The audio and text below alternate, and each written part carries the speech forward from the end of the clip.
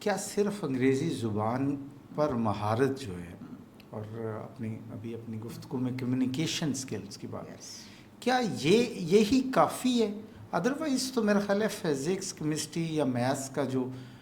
Syllabus ہے وہ تو سیم ہی ہوگا. ہاں، جتنے بھی سبجیکٹس آپ میٹرک میں پڑھتے ہیں وہ آپ کیمبرج میں بھی آپ کے پاس اویلیبل ہے. تو بنیادی فرق کیا ہے؟ بنیادی فرق یہی ہے کہ ڈیفینیٹلی اس سسٹم کے بیچ میں بچوں کا ایک تو جسے کہتے ہیں نا خالد، معاشرے میں ایک ہوا اڑ جاتی ہے کہ اچھا جی ہم نے او لیولز کیا ہوا ہے، اے لیولز کیا ہوا ہے، تو ایک تو وہ آٹومیٹک سا کانفیڈنس ہے، نفسیاتی، وہ انہیں لگتا ہے کہ ہم برتر ہیں as compare to the matriculation والے بچے.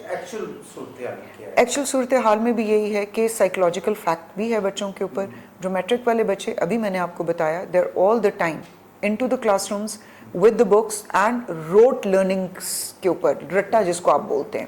ٹھیک ہے. جبکہ جو اے لیولس والا بچہ یا او لیولس والا بچہ، اس کا کانفیڈنس اور کمیونیکیشن سکلز اس لیے بہتر ہیں کہ اس کو یہ پتہ ہے کہ اگر میری بیسک انگلش لینگویج ٹھیک ہوگی تو ہی میں یہ ایگزام کلیئر کر پاؤں گا.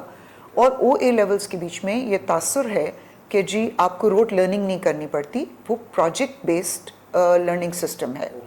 ٹھیک ہے، اسکل بیسڈ لرننگ سسٹم ہے. تو بچے کے اپنے سکلز اگر اچھے ہوں گے، چاہے وہ لینگویج سکلز ہیں، چاہے وہ کمیونیکیشن سکلز ہیں، چاہے وہ اس کے رائٹنگ سکلز ہیں، if he is good at it, only then he will be able to cope and pass the exam for the Cambridge system. So yes, وہ اسکل بیسڈ ہونے کی وجہ سے بھی ایک کانفیڈنس کا لیول ڈیفینیٹلی آ جاتا ہے. اور ٹریجیکلی میں بڑے افسوس کے ساتھ اس بات کو آپ کے ساتھ شیئر کر رہی ہوں کہ ہم جو معاشرے میں جب پھر پروفیشنل لائف میں بچے جاتے ہیں تو ہم جب ریکروٹ کر رہے ہوتے ہیں لوگوں کو، تو اب تو میں نے دیکھا ہے کہ جو مالک ہوتے ہیں کمپنیز کے یا اسکولوں کے جو اونرز ہیں، وہ صاف بول دیتے ہیں کہ جو ریکروٹ کرتے وقت آپ نے یہ ضرور دیکھنا ہے کہ اگر لڑکی یا لڑکے کو اگر آپ ہائر کر رہے ہیں اپنی اس جاب کے لیے، تو she should have the basics should be over A level.